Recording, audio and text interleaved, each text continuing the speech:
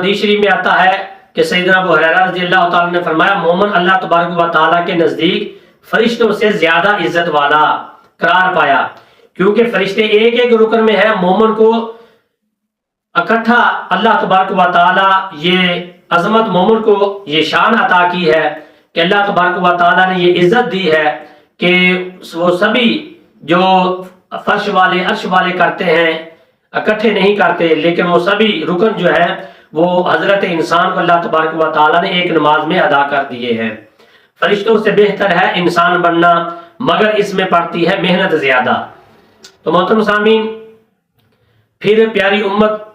محمدیہ کی کمالات سعادت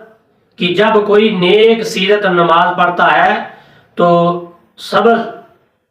وار کپڑے میں لپیٹ کر آسمان کی طرف فرشتے لے جاتے ہیں، قیام کا ثواب پاتا ہے، کیونکہ شب معراج پیارے آقا صلی اللہ علیہ وسلم نے ان گنت فرشتوں کو دیکھا جو انتہائی خشوع اور خضوع سے قیام میں سر جھکاتے ہیں اور تسبیح پڑھ رہے تھے۔ تو سیدنا جبریل علیہ السلام نے بتایا، سیدی یا رسول اللہ صلی اللہ علیہ وسلم، جب سے ان کو پیدا کیا گیا تب سے تا قیامت ان کی یہی عبادت ہے۔ تو آپ صلی اللہ علیہ وسلم اللہ تبارک و تعالیٰ سے دعا فرمائے کہ ان کی قیام کا ثواب آپ صلی اللہ علیہ وسلم کی امت کو عطا فرمایا جائے۔ تو حضور صلی اللہ علیہ وسلم نے دعا فرمائی، اس سے نماز میں قیام فرض ہو گیا۔ اسی طرح سفید چاندی کے بنے ہوئے دوسرے آسمان ازقلوں پر بے شمار فرشتوں جو رکوع میں رہتے ہیں ان کا ثواب نمازی کو دیا جاتا ہے، کیونکہ شب معراج پیارے آقا صلی اللہ علیہ وسلم نے ان گنت فرشتوں کو وہاں سب بندے خشوع سے رکوع کرتے دیکھا تو تسبیح پڑھ رہے تھے۔ تو جبریل علیہ السلام نے بتایا، سیدی یا رسول اللہ صلی اللہ علیہ وسلم، جب سے ان کو پیدا کیا گیا تب سے تا قیامت ان کی یہی عبادت ہے۔ تو آپ صلی اللہ علیہ وسلم اللہ تبارک و تعالیٰ سے دعا فرمائیں کہ ان کے رکوع کا ثواب آپ کی امت کو عطا کیا جائے۔ تو آپ صلی اللہ علیہ وسلم نے دعا فرمائی اور اس سے امت پر نماز میں رکوع فرض ہو گیا۔ پھر سرخ یاقوت کے تیسرے آسمان قدوم پر لاتعداد فرشتوں کو دیکھا جو سجود کا ثواب انہیں ملتا ہے، کیونکہ اسی رات پیارے آقا صلی اللہ علیہ وسلم نے ان گنت فرشتوں کو وہاں سب بستہ انتہائی خشوع سے سجدہ کرتے اور تسبیح پڑھتے دیکھا۔ تو جبریل علیہ السلام نے بتایا، سیدی یا رسول اللہ، جب سے ان کو پیدا کیا ہے تا قیامت ان کی یہی عبادت ہے۔ تو آپ صلی اللہ علیہ وسلم اللہ تعالیٰ سے دعا فرمائیں کہ ان کی سجدہ کا ثواب آپ کی امت کو عطا کیا جائے۔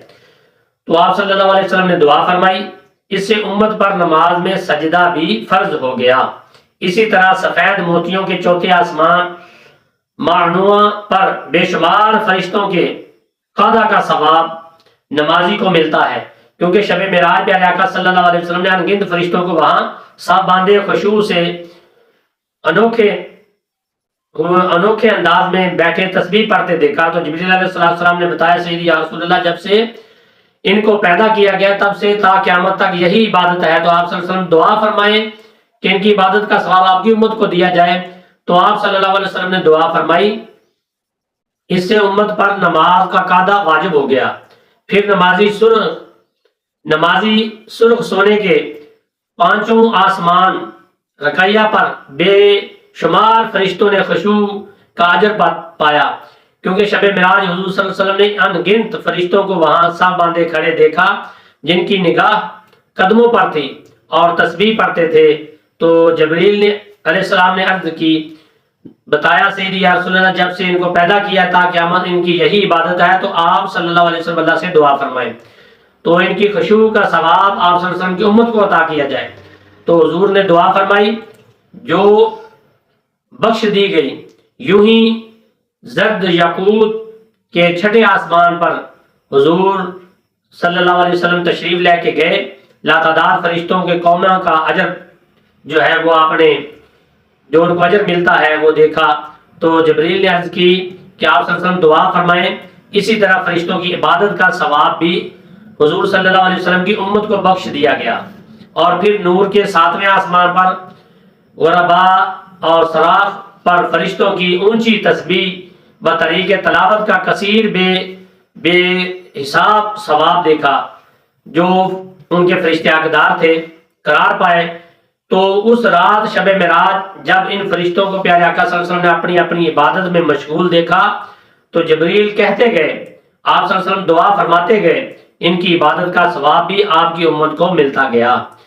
تو آپ صلی اللہ علیہ وسلم نے دعا فرمائی جو قبول ہوئی، اس لیے مخلوقات میں انسان اشرف المخلوقات اور امتیوں میں امت محمدیہ کو افضل امت کا شرف ملا۔ تو قرآن پاک میں اللہ تبارک و تعالی ارشاد فرماتا ہے، آیت مبارکہ کا مفہوم ہے کہ لوگ ایک ہی امت تھے پھر مختلف ہوئے، یوں اللہ تبارک و تعالیٰ کی رضا کے مطابق امتیں بنتی چلی گئیں، آتی گئیں اور جاتی رہیں۔ فرمایا کہ کوئی امت اپنی میعاد سے نہ آگے بڑھ سکتی ہے اور نہ پیچھے رہ سکتی ہے، اور فرمایا ہم نے تم سب کے لیے ایک ایک شریعت اور رستہ رکھا ہے، اور اللہ تبارک و تعالیٰ چاہتا ہے تو سب کو ایک ہی امت کر دیتا، لیکن فرمایا ہم نے ہر امت کے لیے عبادت کے لیے قاعدہ مقرر کر دیا ہے، کیونکہ وہ ان پر چلیں گے۔ تو اسی لیے اللہ تبارک و تعالیٰ نے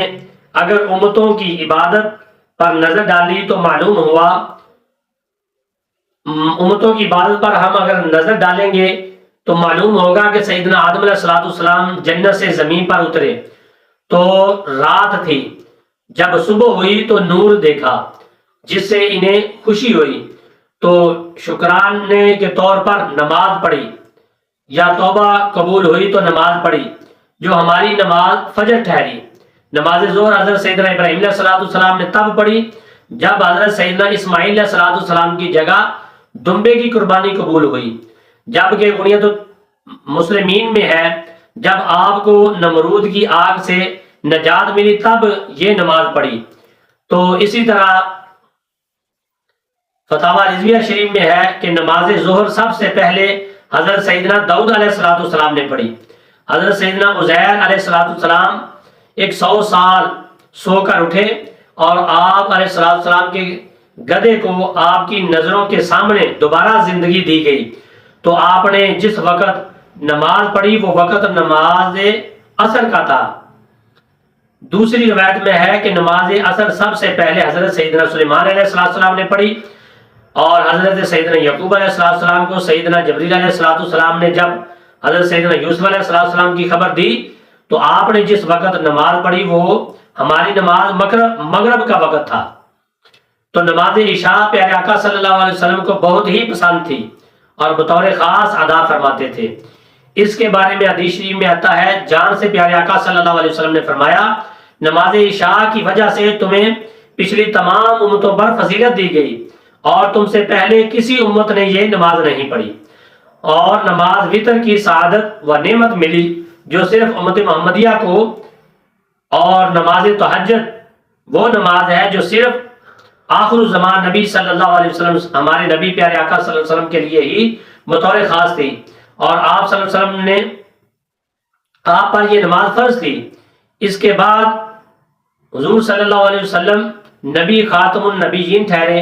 اور امت جو ہے وہ بھی آخری امت، مزید نماز و عبادت ختم۔ گویا اگر غور کریں تو پچھلی امتوں کے انبیاء کرام علیہ السلام جو ایک ایک وقت کی نماز پڑھتے تھے وہ سعادت بطور کل امت محمدیہ کو نصیب ہوئی۔ تو سبحان اللہ، اور 5 نمازوں کی نعمت کا تحفہ عطا ہوا، اور پھر یہ تو فرض ہے، نفل کا اجر اتنا ہے کہ ایک رات شب قدر کی عبادت اجر ثواب میں 1000 مہینوں کے برابر، اور 5 نمازیں ثواب میں 50 نمازوں کے برابر ہے۔ اور پھر اذان، اقامت، اللہ اکبر کے ساتھ نماز کا آغاز، آمین، صفے باندھنا، نماز جمعۃ المبارک باجماعت، نماز عیدین، نماز کسوف، نماز خسوف، نماز قصر اور تیمم جیسی نعمتوں سے صرف امت محمدیہ صلی اللہ علیہ وسلم کو ہی پیارے اللہ تبارک و تعالیٰ نے سرفراز فرمایا ہے۔ ہم اس پر جتنا بھی فخر کریں کم ہے کہ ہمیں اللہ تبارک و تعالیٰ نے امت محمدیہ میں پیدا ہونا نصیب فرمایا، اور امت محمدیہ کے خصائص کا یہ بیان الگ بہت طویل اور عمدہ ترین موضوع ہے جس پر بہت کچھ جو ہے وہ کہا جا سکتا ہے۔ تو لہٰذا کوئی نبی یا رسول ایسا نہیں آیا جس نے خود نماز نہ پڑھی ہو یا پڑھنے کا حکم نہ فرمایا ہو، بلکہ وہ تو نماز سے محبت رکھتے ہیں اور اس لیے دعا فرماتے تھے۔ حضرت سیدنا ابراہیم علیہ السلام نے دعا فرمائی جو ہمارے قرآن پاک میں ہے، ربی جعلنی مقیم الصلاۃ ومن ذریتی، اے میرے رب مجھے اور میری اولاد کو نماز قائم کرنے والا بنا۔ اور حضرت سیدنا اسماعیل علیہ السلام کے بارے میں ہے قرآن پاک میں، جس کا مفہوم یہ ہے وہ اپنے اہل و عیال کو نماز اور زکوٰۃ کا حکم دیتے تھے۔ اسی طرح سیدنا لقمان علیہ السلام نے اپنے بیٹوں کو نصیحت فرمائی، قرآن پاک میں ایت مبارکہ کا مفہوم ہے، اے میرے بیٹے نماز پڑھا کرو۔ اسی طرح سیدنا زکریا علیہ السلام اور آپ نے نماز کا جو ہے وہ حکم فرماتے تھے، قرآن پاک میں ہے، بس فرشتوں نے انہیں حضرت سیدنا زکریا علیہ السلام کو آواز دے کر کہا جب وہ مسجد میں کمرے میں نماز پڑھ رہے تھے، تو نماز ہر نبی پڑھتا رہا۔ اسی طرح حضرت سیدنا شعیب علیہ السلام نماز ادا کرتے رہے، سیدنا موسیٰ علیہ السلام، اور ارشاد ہوا قرآن پاک میں ذکر ہے، اور تم اپنے گھروں کو نماز کی جگہ بنا لو اور نماز قائم رکھو۔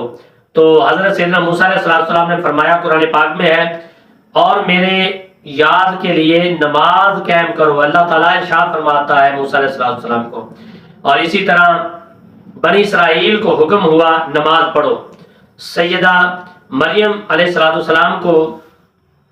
ارشاد ہوا، اے مریم تو اپنے رب کی تابع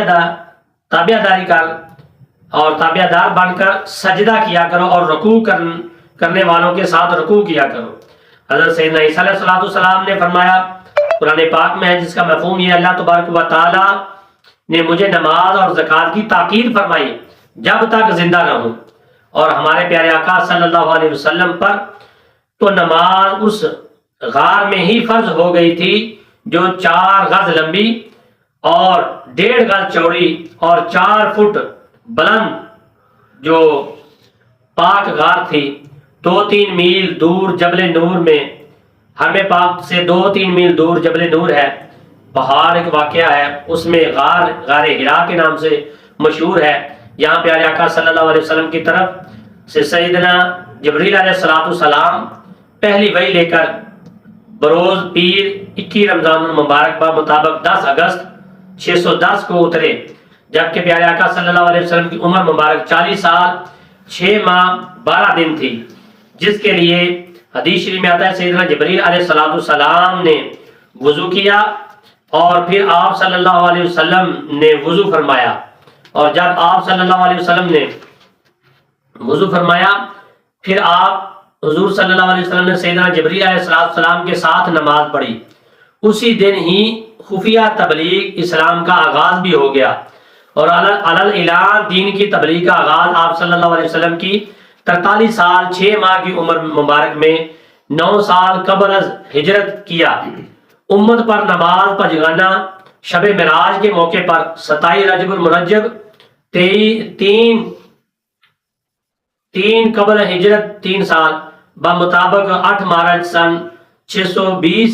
بروز پیر کو، جب آپ صلی اللہ علیہ وسلم کی عمر مبارک 50 سال 4 ماہ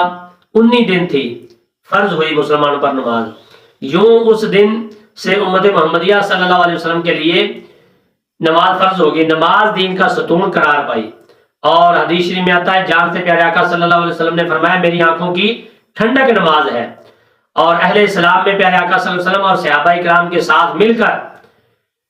جو ہے نماز عشاء با جماعت چھپ کر پڑھتے تھے، مگر وہ نماز 2 رکعت تھی۔ اور حدیث شریف میں آتا ہے ایک دن پیارے آقا صلی اللہ علیہ وسلم صحابہ کرام کے ساتھ مکہ پاک کی ایک گھاٹی میں نماز پڑھ رہے تھے کہ اچانک کفار کا ایک گروہ وہاں آ گیا، انہوں نے نماز کی مذمت شروع کر دی اور مسلمانوں سے لڑنے لگے۔ اس دوران سیدنا سعد بن ابی وقاص رضی اللہ تعالیٰ نے اونٹ کی ایک بڑی ہڈی ایک کافر کو دے ماری، جس سے اس کا سر پھٹ گیا اور خون بہنے لگا۔ اسلام کی راہ میں بہہ جانے والا یہ پہلے کافر کا خون تھا۔ یہ بھی روایت میں ہے ان دنوں حضور صلی اللہ علیہ وسلم نماز چاشت اور نماز عصر بھی پڑھا کرتے تھے۔